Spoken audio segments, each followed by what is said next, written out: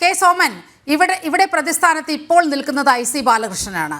ആ IC ബാലകൃഷ്ണനെ രക്ഷിക്കാൻ VD സതീശനും കെ സുധാകരനുമെല്ലാം വൻതോതിൽ ശ്രമിക്കുന്നു എന്നതിൻ്റെ വലിയ തെളിവുകളാണ് ഈ മൗനം എന്ന് പറയുന്നത്.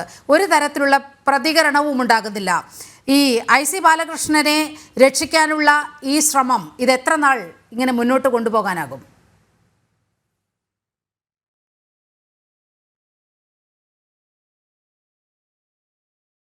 നീലിമ, ഈ വിഷയത്തിൽ ബസന്തിന്റെ ധൈര്യം ഞാൻ ആദ്യം സൂചിപ്പിച്ചതുപോലെ, ഒന്ന് അവരുടെ ജില്ലാ ട്രഷററായിട്ടുള്ള ശ്രീ വിജയൻ എന്ന് പറയുന്ന വ്യക്തിയുടെ ആത്മഹത്യയാണ് ഒരു ധൈര്യം.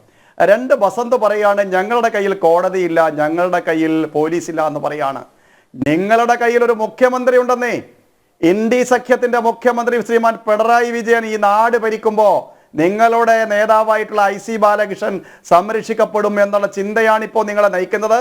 പക്ഷേ ബസന്തെ, വലിയ ജനകീയ പ്രക്ഷോഭം, വലിയ പ്രതിഷേധം അവിടുത്തെ സഹകാരികളെ സംഘടിപ്പിച്ചുകൊണ്ട്, ബഹുജനങ്ങളെ സംഘടിപ്പിച്ചുകൊണ്ട് BJP വലിയ പ്രക്ഷോഭത്തിന് നേതൃത്വം നൽകും. കള്ളി വെളിച്ചത്താവുന്ന നാളുകൾ വരുന്ന ദിവസങ്ങളിൽ വരും. പണം കിട്ടാത്തവരെ ഞങ്ങളെ സമീപിച്ചിട്ടുണ്ട്. നിങ്ങളുടെ സെറ്റിൽമെന്റ് രാഷ്ട്രീയം അവസാനിക്കാൻ പോവുകയാണ്. വലിയ പ്രക്ഷോഭം ഉണ്ടാകും.